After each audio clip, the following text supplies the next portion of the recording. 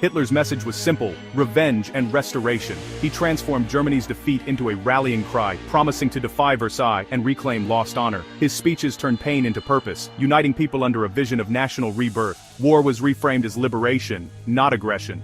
Expansion as destiny, not conquest. This intoxicating promise of vengeance prepared minds for conflict, making war seem necessary and just. The tragedy was that this message found fertile ground, setting Europe on a path to disaster.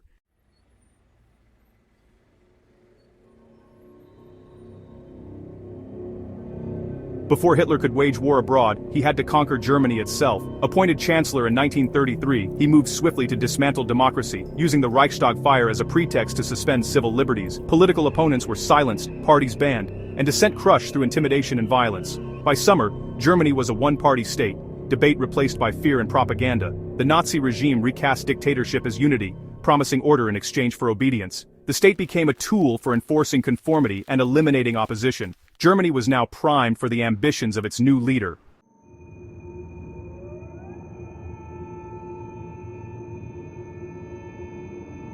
The Nazis hollowed out Germany's democracy from within, twisting its institutions into instruments of dictatorship. The Enabling Act of 1933 gave Hitler unchecked power, ending parliamentary rule. The Night of the Long Knives purged rivals, consolidating Hitler's control through ruthless violence. The army, once loyal to the Constitution, now swore allegiance to Hitler alone. With parties dissolved, laws subverted, and the military bound to the Führer, resistance vanished. The machinery of democracy became a facade, masking absolute rule. Loyalty was demanded, dissent destroyed. Germany's fate was now in the hands of one man.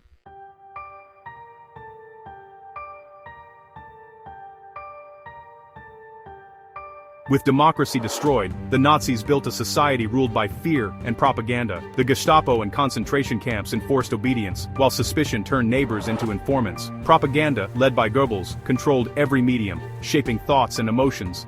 Enemies were defined, and fear motivated citizens to conform or persecute. Belonging meant safety. Questioning meant danger. The party's symbols and rituals permeated daily life, replacing critical thought with loyalty. The German mind was militarized, primed for war before a single shot was fired. A nation, united by fear and fervor, stood ready to follow its leader into darkness.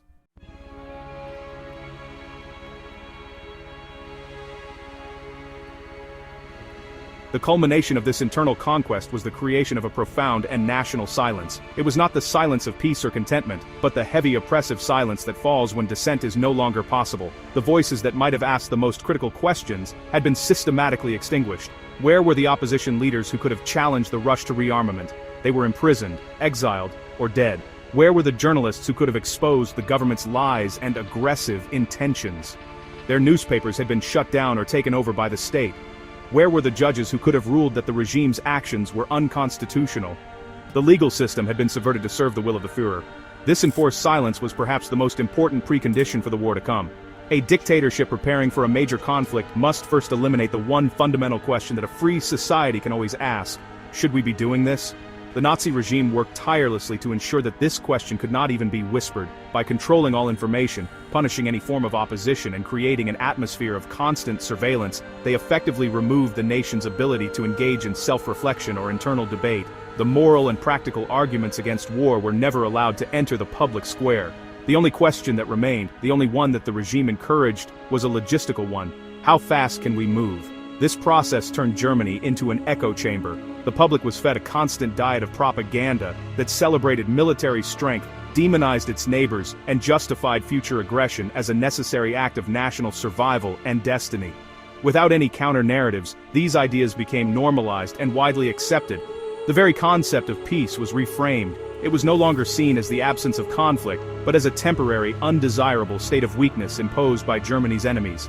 True greatness, the propaganda insisted, could only be achieved through struggle, sacrifice, and the assertion of national will. The cultural and intellectual preparation for war was just as important as the industrial and military buildup. This is how the preparation for war begins. It does not start with the mobilization of armies, but with the demobilization of critical thought. It begins not with the building of tanks, but with the dismantling of the institutions that protect freedom. It begins with the creation of silence. A dictatorship must first win the war at home, silencing the questions, the doubts, and the voices of caution. Only then when the entire nation has been transformed into a compliant instrument of the state? Can it be turned outward to wage war upon the world? The silence within Germany in the mid-1930s was not a sign of unity, it was the sound of a nation being prepared for its own destruction.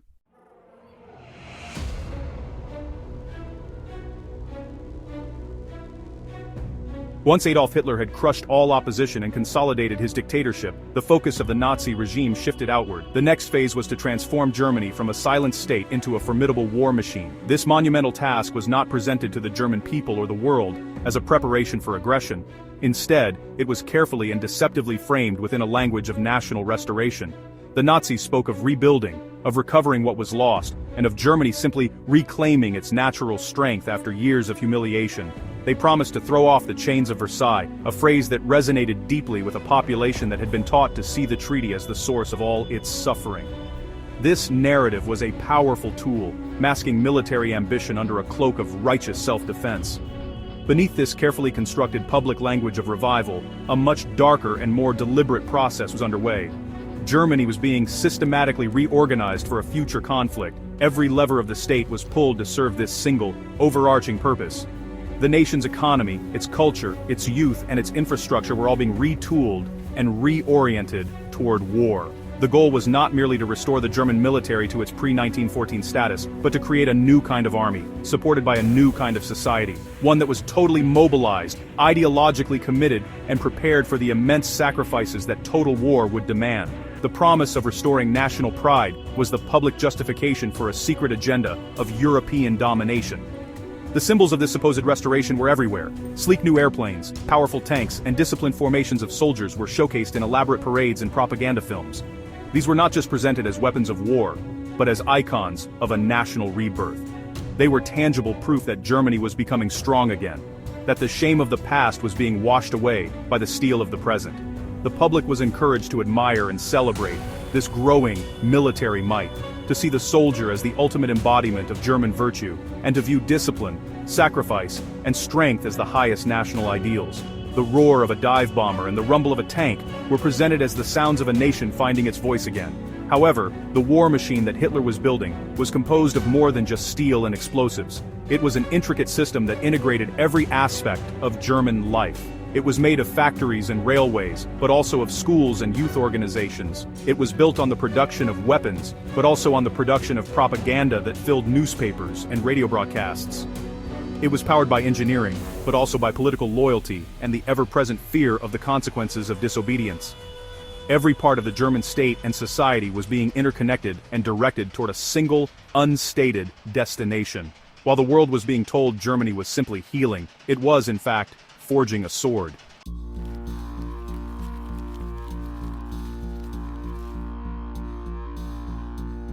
The Treaty of Versailles had been designed to keep Germany militarily weak. It restricted the German army to a mere 100,000 men, forbade it from having an air force, and placed strict limits on the size of its navy and the types of weapons it could possess. For Hitler, shattering these restrictions was a central and non-negotiable goal. In the early years of his regime, rearmament was conducted in secret.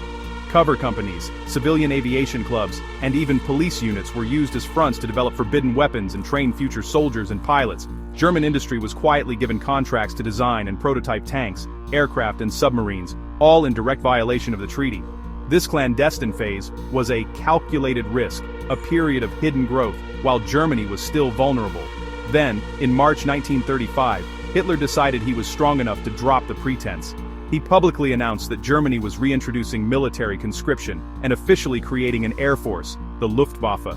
This was a direct and flagrant repudiation of the Treaty of Versailles. It was a test of international resolve, a bold declaration that Germany would no longer be bound by the post-World War I order. The reaction from Britain and France was one of protest and condemnation, but it was not backed by any meaningful action. They issued diplomatic notes but did not impose sanctions or threaten military force. This weak response taught Hitler a valuable lesson. The world might complain, but it was not yet willing to fight to enforce the treaty. With the secret now out in the open, the pace of rearmament accelerated dramatically. Factories that had once produced tractors were now churning out tanks. Shipyards began constructing a new fleet of warships and U-boats. Companies like Messerschmitt and Heinkel went into mass production, building thousands of modern fighter planes and bombers. This industrial mobilization was a monumental undertaking. A new government organization, headed by Hermann Göring, was established to oversee the four-year plan, a program designed to make Germany self-sufficient in raw materials and to prepare its economy for a state of war by 1940. The goal was to ensure that when the conflict came, Germany would not be crippled by a naval blockade as it had been in World War I. The results of this rearmament drive were visually stunning and strategically terrifying. By the late 1930s, the German military, the Wehrmacht, had been transformed from a small defensive force into one of the most technologically advanced and powerful armies in the world. It was pioneering new doctrines of warfare, like the Blitzkrieg or Lightning War, which combined the speed of tanks with the striking power of aircraft to achieve rapid, decisive victories. While the world watched with growing anxiety, Germany was not just rebuilding its old army, it was creating a revolutionary new military force, designed for swift, offensive warfare and perfectly suited to the aggressive ambitions of its leader.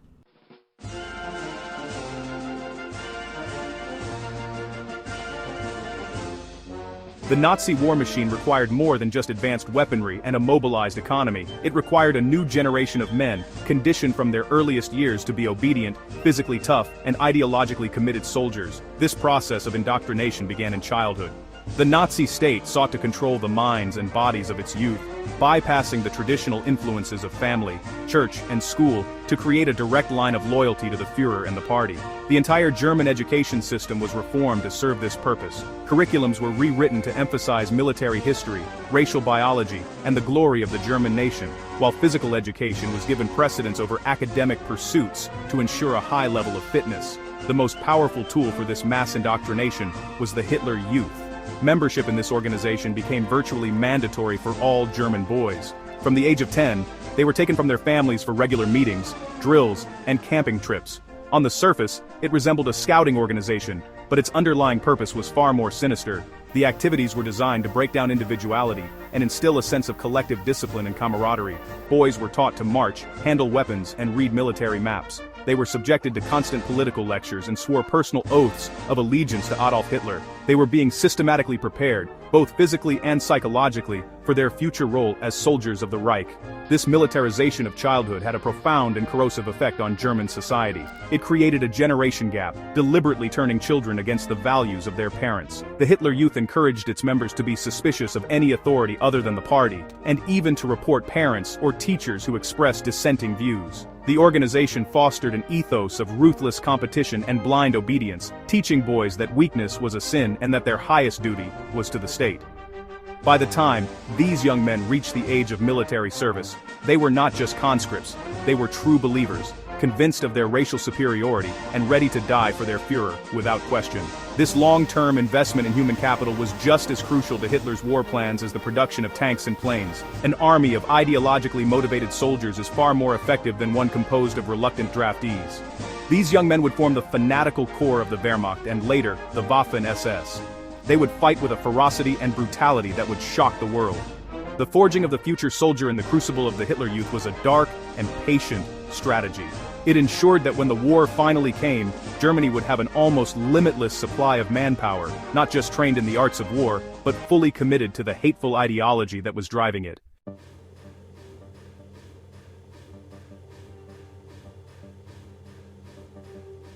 Preparing for a modern, mechanized war required a complete overhaul of the German economy. Upon taking power, the Nazis inherited a nation still reeling from the Great Depression, with millions unemployed and its industrial capacity lying dormant. Hitler's first economic priority was not, as his propaganda claimed, simply to create jobs and prosperity for the German people. It was to harness the full power of German industry for the single purpose of rearmament. The massive public works projects that gained so much attention, such as the construction of the Autobahn highway system, were not just about creating jobs. They had a clear dual purpose. These new highways were designed to allow for the rapid movement of troops and military supplies across the country.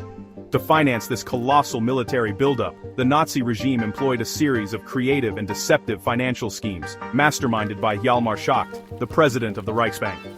One of the most notable of these was the use of Mefo bills. These were essentially government IOUs, issued by a shell company, which allowed the government to fund rearmament off the books, concealing the true scale of its military spending from both its own people and the outside world. This system of deficit spending created a kind of economic bubble. The German economic miracle of the 1930s was not built on a sustainable foundation of consumer goods and trade, but on a massive, ever-increasing government debt. all of which was being funneled into weapons production. This economic strategy was inherently unsustainable in the long term. The German economy was becoming addicted to military spending. By the late 1930s, the regime was facing a severe crisis. It was running out of money and foreign currency to pay for the imported raw materials, like iron ore and oil, that were essential for its war machine. The Mefo bill scheme could not continue forever. This created immense pressure on Hitler. The economic clock was ticking. He knew that the only way to pay off the massive debts he had accumulated and to secure the resources Germany lacked was through conquest. The economic preparation for war had created a situation where war itself became an economic necessity. This is a crucial point to understand. The Nazi war machine was not just an army. It was an economic system that required constant expansion to survive. The recovery from the Great Depression had been achieved by mortgaging the country's future on the promise of a successful war. Germany had to conquer its neighbors not just for ideological reasons of living space or Lebensraum, but for the very practical reason that it needed their factories, their resources, and their wealth to keep its own system from collapsing. The economic engine that Hitler had built to prepare for war was now pushing him toward it with an unstoppable logic of its own. The path to conflict was now paved not just with ambition, but with desperation.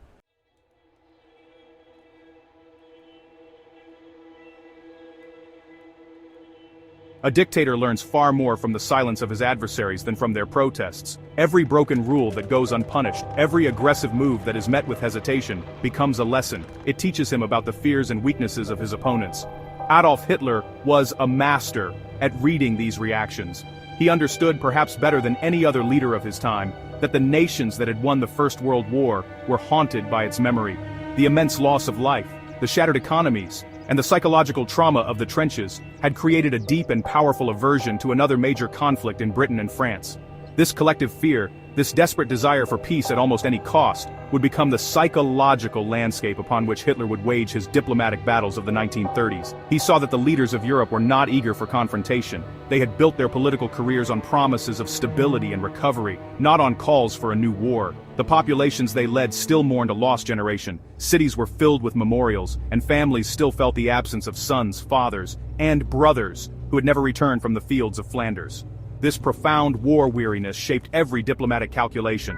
Many leaders in Britain and France genuinely hoped that negotiation and compromise could contain Hitler's ambitions. Some even believed that Germany had legitimate grievances stemming from the Treaty of Versailles, and that by addressing these grievances through small concessions, a larger, more catastrophic conflict could be avoided. They failed to grasp that for Hitler, concessions were not solutions, they were stepping stones. This environment of hesitation became Hitler's greatest strategic asset. He did not need to launch a full-scale invasion of Europe all at once. He knew that would trigger the war he was not yet ready to fight. Instead, he could dismantle the post-war order piece by piece, taking calculated risks that were each, in isolation, not quite big enough to seem worth starting a world war over. He would test the boundaries, cross a line, and then pause, watching and waiting for the world's response. He would offer assurances of peace, claiming that each move was his final territorial demand, playing on the desperate hope of his opponents that his words were true. This strategy turned Europe's desire for peace into a weapon against itself. Hitler was not just a politician, he was a gambler who understood how to exploit the psychology of his opponents. He knew that if he pushed, they would likely seek a reason not to push back. Every time they hesitated, every time they chose discussion over action, he learned something vital. He learned that their red lines were not as firm as they claimed. He learned that their alliances were fragile, and that they were unwilling to act decisively without complete unity. Every risk he took and survived did not make him more cautious. It made him bolder. The silence and inaction of the international community were not interpreted as moments of reprieve, but as green lights for the next, more audacious step.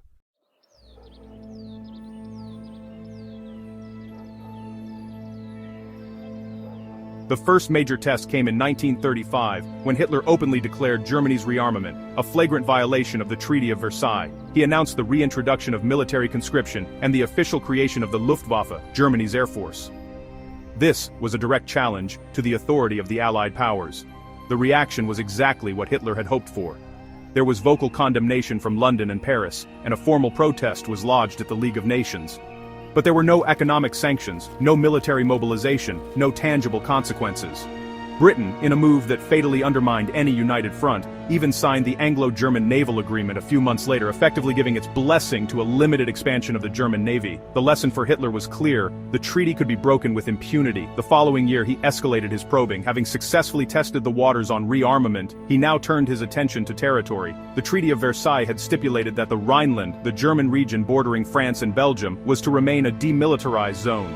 This was a critical security buffer for France. In March 1936, Hitler ordered his troops to march into the Rhineland. This was an enormous gamble. The German army was still in its infancy, and was no match for the powerful French military. Hitler, himself, later admitted that if the French had marched, his troops would have had to retreat with their tails between their legs. It was a moment of extreme tension, a direct military probe into the heart of the European security order. Once again, the world hesitated. The French government was politically divided and would not act without British support. In Britain, the prevailing sentiment, famously articulated by Lord Lothian, was that the Germans were merely walking into their own back garden. There was no appetite for a military confrontation to push them out. The risk of starting a war over a piece of German territory seemed too high. And so, nothing was done. The German troops stayed. The gamble had paid off spectacularly. For Hitler, this was a moment of profound vindication. It confirmed his belief that his opponents were weak-willed and paralyzed by fear. It reinforced his own sense of infallibility, and emboldened him to plan his next moves with even greater confidence. This pattern of probes defined the years leading up to the war. Each move followed the same script: a calculated violation of the existing order, followed by a period of tense waiting, and culminating in the relief and reinforcement of his strategy when the world failed to act. The reintroduction of conscription, the remilitarization of the Rhineland, these were not random acts of aggression. They were systematic tests designed to measure the resolve of his future enemies. With each successful test, the balance of power shifted further in Germany's favor. The psychological initiative was now firmly in Hitler's hands. He had learned that he could set the agenda, control the tempo of the crisis, and force his opponents to react on his terms.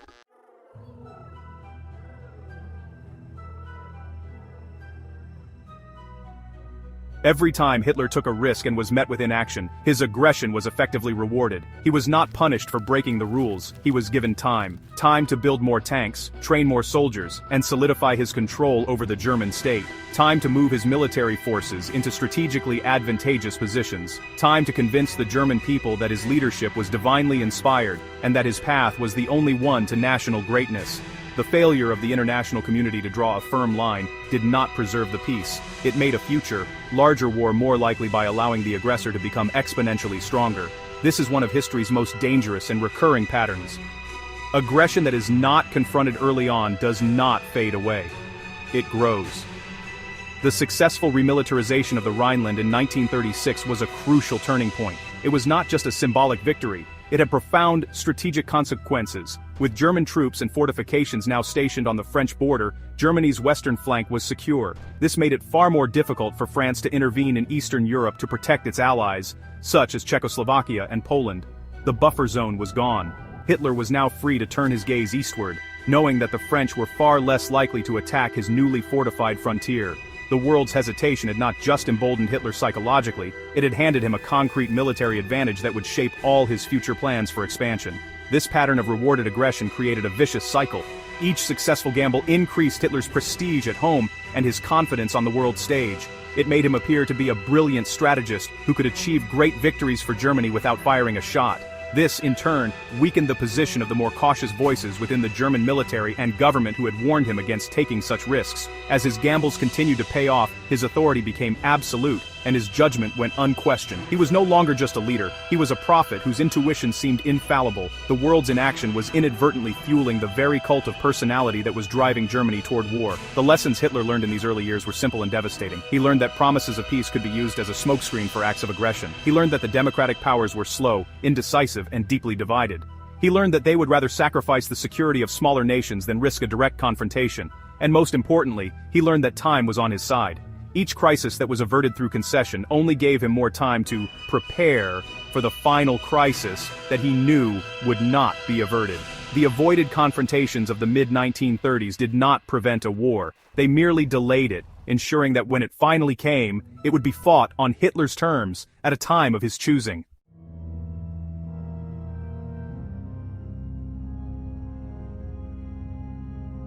In the early morning hours of March 7, 1936, 19 German infantry battalions and a handful of airplanes began to move. They were not moving to defend Germany from an attack, but to launch one of their own, an attack not on a nation, but on a treaty. Their destination was the Rhineland, the sprawling German territory west of the Rhine River. Under the terms of the Treaty of Versailles and the subsequent Locarno treaties, this entire region was mandated to be a demilitarized zone. This meant no German soldiers, no fortifications, and no military installations were permitted there. It was intended to be a permanent buffer, a security guarantee for France and Belgium against any future German aggression. For Hitler, it was a symbol of Germany's continued subjugation. Sending troops into the Rhineland was an audacious and incredibly risky move. It was Hitler's boldest gamble to date. Unlike his earlier announcement of rearmament, this was not just a declaration, it was a physical act. It was the first time since the end of World War I that German soldiers had crossed a line established by international treaty. Internally, Hitler's own generals were terrified. They knew, far better than the public, how weak the newly formed German army still was. It was a hollow force, ill-equipped and unprepared for a real fight. If the French army, then considered the most powerful in Europe, chose to respond with force, the German battalions would have no choice but to retreat in a humiliating failure. Hitler himself was plagued by nerves, later describing the 48 hours after the march began as the most nerve-wracking of his life. He had issued secret orders to his commanders. If the French army moved against them, they were to offer only token resistance and immediately withdraw back across the river. This was not a plan for conquest. It was a calculated political probe, designed to test the absolute limits of Western tolerance. He was betting everything not on the strength of his own army, but on the weakness of his opponent's resolve. He was gambling that France's fear of starting another war would be greater than its desire to enforce the treaty. The move was timed with typical political cunning. It came on a Saturday, a day when government offices in London and Paris were operating with skeleton staffs, slowing down any potential response. Furthermore, the French government was in the midst of a political crisis, making decisive action even more difficult. Hitler accompanied the military action with a masterful diplomatic smokescreen. In a speech to the Reichstag, he framed the move not as an act of aggression, but as a defensive response to a new Franco-Soviet military pact, which he claimed had nullified the Locarno treaties. He then offered a series of sweeping peace proposals, including a 25-year non-aggression pact, to soothe the nerves of his anxious neighbors. It was a classic Hitler strategy: take with one hand while offering an empty promise with the other.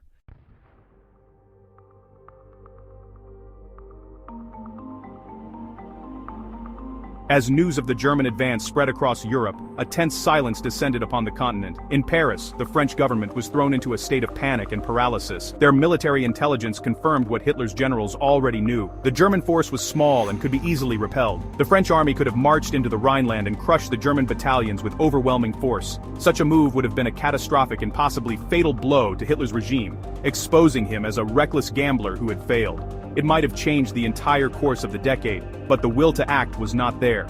The French generals, wedded to the defensive doctrine of the Maginot Line, vastly overestimated German strength and warned that any intervention would lead to a full-scale war. The French government, politically fragile and deeply divided, looked to its most important ally for support. They turned to London, but in Great Britain there was absolutely no appetite for a war over the Rhineland. The British public and its political leaders were largely sympathetic to the German position. The prevailing view, famously and disastrously expressed by Lord Lothian, was that the Germans were only walking into their own back garden. Why should Britain risk a war to prevent Germany from stationing troops on its own soil? The memory of World War I was too fresh. The fear of its repetition too powerful. The British government advised caution and restraint, effectively giving France a red light for any military action. Without British backing, France was unwilling to act alone. The risk seemed too great, the potential consequences too dire. A generation of French leaders had been taught that France should never again fight Germany without Britain by its side. That lesson, learned in the trenches of the Great War, now paralyzed them. So they did nothing. The League of Nations, the international body designed to prevent such aggression, proved utterly powerless. It convened, it debated, and it passed a resolution condemning Germany's actions. But condemnation without consequences was meaningless. It was a diplomatic slap on the wrist for an act that had just torn up the security architecture of Western Europe. And so, the world watched. The critical window for action, the first 24 to 48 hours, passed. With each hour of international inaction, Hitler's position grew stronger and his confidence soared. He had stared into the abyss, and his opponents had blinked first. The French and British governments, hoping to de-escalate the crisis, chose to believe his hollow peace offers rather than respond to his concrete military action. They were playing checkers while he was playing poker. They saw the Rhineland as a single, isolated problem to be managed, failing to understand that for Hitler, it was merely the opening move in a much larger and more terrifying game.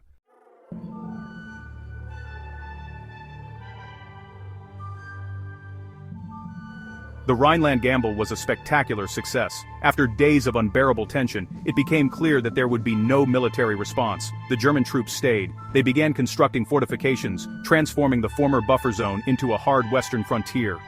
For Hitler, the victory was total and transformative. It was a moment of profound personal vindication that would shape his decision-making for the rest of his life. He had trusted his intuition against the cautious advice of his own military experts, and he had been proven right. This success dramatically increased his prestige within Germany and solidified his authority over the army.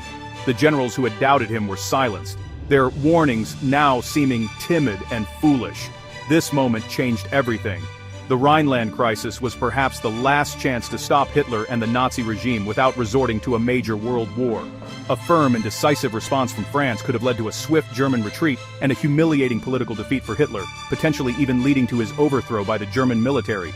That chance was lost. By allowing Hitler to succeed, the Western powers had not preserved the peace. They had merely postponed the war, ensuring that it would be fought later, under far more difficult circumstances, against a much stronger and more confident Germany. The strategic balance of power in Europe had shifted decisively in Hitler's favor. The lesson Hitler drew from this episode was simple, and lethal bold moves would always succeed because his opponents were decadent, weak, and unwilling to fight.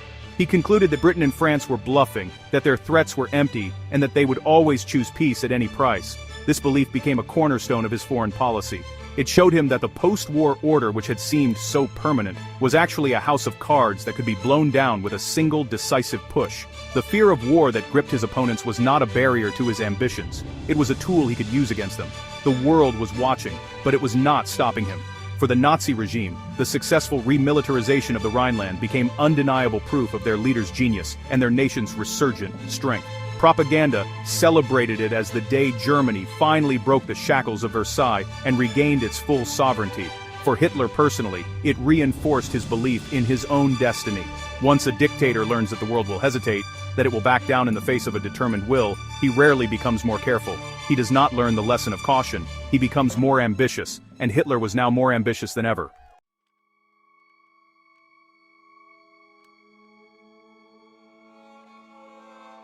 Having successfully shattered the Treaty of Versailles with the remilitarization of the Rhineland, Hitler's ambition grew bolder. His gambler's confidence, reinforced by the West's inaction, now led him to look toward his next target. His gaze fell upon his native country, Austria. The idea of uniting Germany and Austria, known as the Anschluss, was a long-held dream for German nationalists and a core tenet of Nazi ideology. It was explicitly stated in the first point of the Nazi Party program, and, in Hitler's own manifesto, Mein Kampf. For Hitler, this was not just a strategic objective, it was a personal obsession, a step toward creating the greater German Reich he had always envisioned. Austria was to be the next domino to fall, another test of the world's resolve. To the outside world, and especially in Nazi propaganda, the Anschluss was presented as a peaceful and natural process of unification. It was framed as a historic destiny, a joyful homecoming for a people who shared the same language, culture, and blood. The narrative was one of self-determination, suggesting that the Austrian people were yearning to be brought into the fold of the German Reich. This carefully crafted story of brotherly union masked a much darker reality. The goal was not a merger of equals, but the complete absorption and subjugation of one state by another. It was a clear act of expansionism, designed to increase Germany's territory, population, and resources, further strengthening the war machine for the larger conflicts to come. By early 1938, Hitler felt the time was right to move. The German army was significantly stronger than it had been during the Rhineland crisis 2 years earlier. His alliance with fascist Italy under Benito Mussolini, who had previously acted as Austria's protector, was now secure. Mussolini had signaled that he would no longer oppose a German takeover of Austria.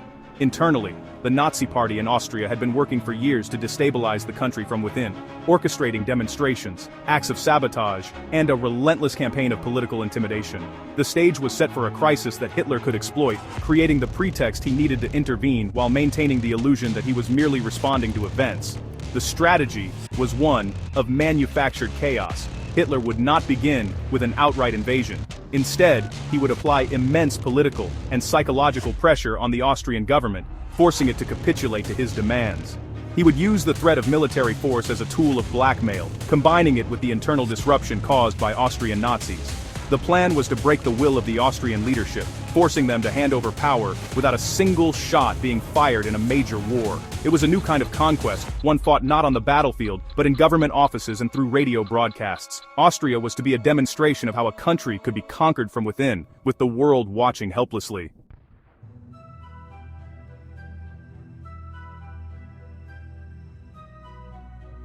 The crisis came to a head in February 1938. Hitler summoned the Austrian Chancellor, Kurt von Schuschnigg, to his mountain retreat in Berchtesgaden. This was not a negotiation between two heads of state, it was a calculated act of psychological warfare. Schuschnigg arrived hoping for a diplomatic discussion, but instead found himself trapped in a brutal, one-sided confrontation. Hitler subjected the Austrian leader to a torrent of abuse and threats, berating him for hours. He accused Austria of betraying its German heritage and threatened to unleash the full force of the German army if his demands were not met immediately. German generals were brought into the room to add to the intimidation, their presence a silent promise of the violence to come. Hitler presented Schuschnigg with a non-negotiable ultimatum. The Austrian Chancellor was ordered to lift the ban on the Austrian Nazi Party, release all imprisoned Nazis, and, most critically, appoint several key Nazi figures to his cabinet, including placing Arthur Seyss-Inquart, a leading Austrian Nazi, in charge of the country's police and security forces. This would effectively hand over control of the state to Hitler's agents. Schuschnigg was given no room to negotiate. He was told to sign the agreement then and there. Under immense duress, cornered and threatened with an immediate invasion, he had little choice but to concede. He returned to Vienna a broken man, his country's sovereignty all but signed away. In a last desperate act of defiance, Schuschnigg tried to regain control of his nation's fate. A few weeks later he announced a surprise plebiscite, a national vote in which the Austrian people would be asked if they wished to remain a free and independent country. This was a direct challenge to Hitler's narrative that Austrians were desperate for unification. It was a gamble to show the world that Austria did not want to be absorbed into the Reich. For Hitler, this was an intolerable act of betrayal. A free and fair vote was the one thing he could not risk, as it threatened to expose his lie. The plebiscite had to be stopped at all costs. Enraged by Schuschnigg's move, Hitler dropped all pretense of diplomacy. He demanded the immediate cancellation of the plebiscite and Schuschnigg's resignation, to be replaced by the Nazi puppet, Seyss-Inquart. As German troops began to mass on the Austrian border, the pressure became unbearable. With no hope of military support from Britain, France, or Italy, Schuschnigg's position was impossible. On the evening of March 11th, he resigned, announcing in a heartbreaking radio address that he was yielding to force to avoid shedding German blood. Seyss-Inquart was sworn in as chancellor and, in his first official act, sent a pre-written telegram to Berlin, requesting that Germany send in troops to help restore order, an order that had been disrupted by the Nazis themselves.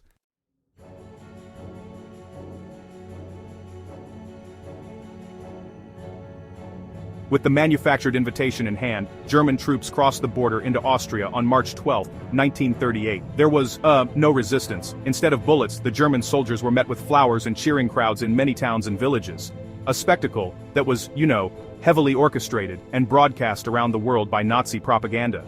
Hitler himself followed, making a triumphal entry into his hometown of Linz and then into Vienna.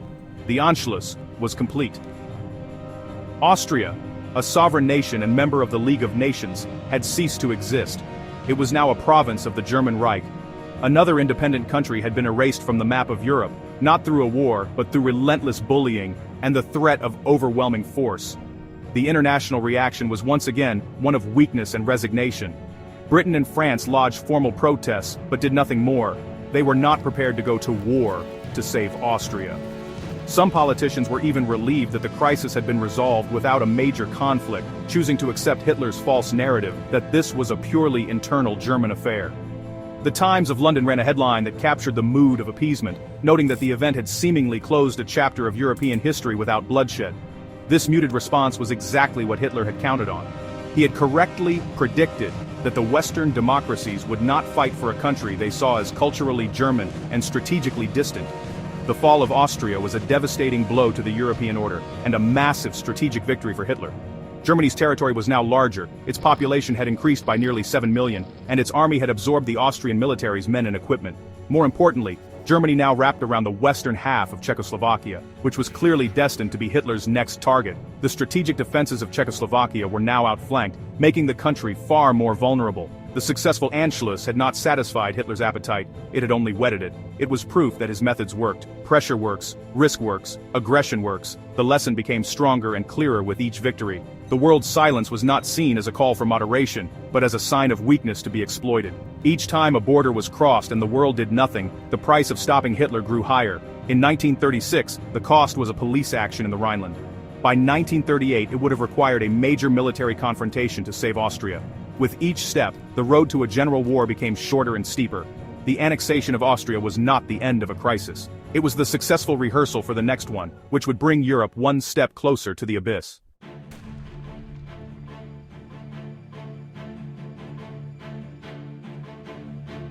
The road to the Second World War was not a single sudden event. It was a slow, deliberate construction, built piece by piece over many years. It began not with tanks and planes, but with words and ideas. It started with the deep wound of a lost war, a wound that was never allowed to heal but was instead weaponized. A sense of national humiliation was cultivated and twisted into a thirst for revenge. This emotional grievance became the fertile soil in which the seeds of extremism could grow.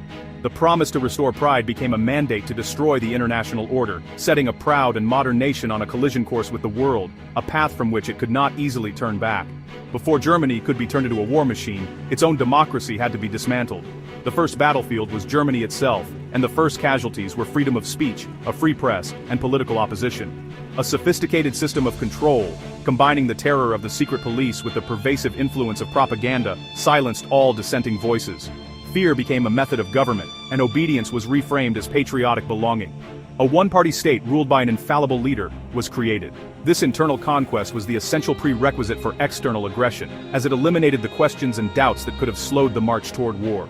Once the nation was silenced and brought into line, the industrial and human resources of Germany were harnessed for a single-purpose rearmament. Under the deceptive language of restoration and national revival, a massive war machine was forged.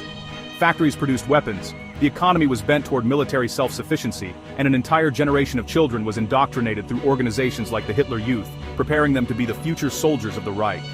This was not just about rebuilding an army, it was about militarizing an entire society, creating a populace that was psychologically prepared for sacrifice and ideologically committed to the cause of conquest. This transformation did not happen in a vacuum, it happened while the world was watching. Hitler did not reveal his full hand at once. He moved in calculated steps, each one a test of international resolve.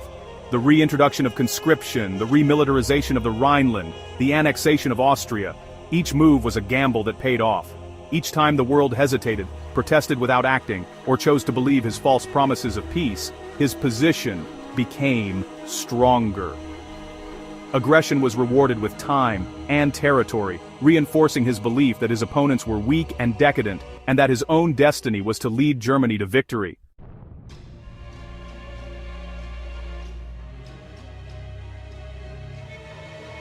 One of the most dangerous illusions of the 1930s was the persistent hope that each of Hitler's demands would be his last. European leaders, haunted by the memory of World War I, desperately clung to the belief that peace could be preserved through concession.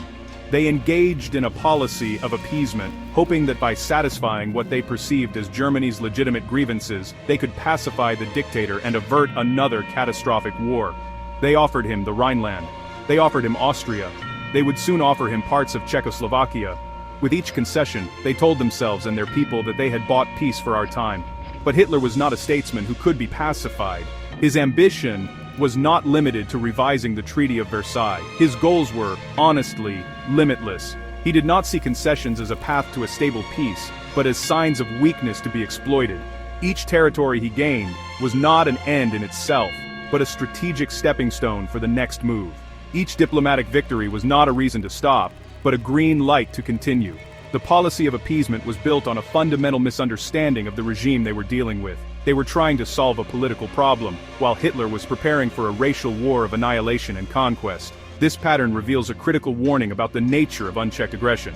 It demonstrates that a policy of appeasement does not satisfy a dictator, it emboldens him. It does not prevent conflict, it merely delays it, while allowing the aggressor to grow stronger, and the cost of eventual confrontation to rise exponentially. The price of stopping Hitler in the Rhineland in 1936 would have been a limited military action. The price of stopping him by 1939 was a world war that would claim the lives of over 50 million people. The peace that was so desperately sought was sacrificed in the very attempt to preserve it. The road to war is paved with moments where action could have been taken, but was not. It is paved with the belief that a predator can be reasoned with, that a fire can be contained by feeding it more fuel. World War II did not begin suddenly with the invasion of Poland.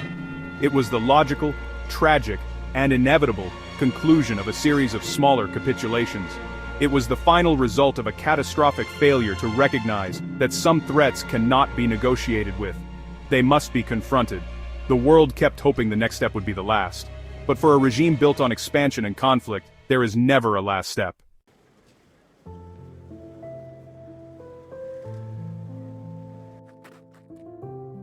The story of how Hitler prepared Germany for World War II is not just a sequence of historical events, it is a timeless and urgent warning. It is a cautionary tale about how a democracy can be destroyed from within, how propaganda can warp the soul of a nation, and how the international community's failure to act in the face of growing aggression can lead to unimaginable catastrophe. It reminds us that peace is fragile, and that the institutions designed to protect it are only as strong as the collective will to defend them. It shows us that dictatorships are not built overnight, but through a slow erosion of rights, a gradual silencing of dissent, and the steady concentration of power. This history asks us to remain vigilant. It warns us to be wary of leaders who exploit national grievances and promise simple solutions to complex problems. It cautions us against the allure of hyper-nationalism and the demonization of others. It teaches us to value a free press, independent courts, and the right to political opposition, not as luxuries, but as the essential bulwarks against tyranny. The silence that fell over Germany in the 1930s was a prelude to the screams that would soon engulf the world. The weaponization of us versus them is a pattern that has repeated throughout history with devastating consequences, and its early signs must always be taken seriously. The events leading to the Second World War also serve as a stark reminder of the responsibilities of the international community. The principle of national sovereignty cannot be an excuse for ignoring the brutal oppression of a regime within its own borders, especially when that regime openly declares its hostile intentions to its neighbors. The world learned at a terrible cost that aggression, if left unchecked, will metastasize. The hope that a tyrant will moderate his behavior if he is simply given what he wants is a dangerous fantasy. Early warnings must be heeded, and a firm, united stand against a clear aggressor is not warmongering. It is often the only path to preserving a genuine and lasting peace. Ultimately, the Second World War did not begin because of one man's ambition alone. It began because a nation was willing to follow him, and because the world was not willing to stop him until it was too late. The steps were clear. A grievance was nurtured.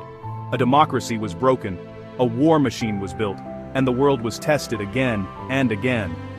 Every time a line was crossed and the world hesitated, the road to war became shorter. This is the warning. This is the lesson. It is a question that history asks of every generation. Will we recognize the signs, and will we have the courage to act before the darkness gathers again?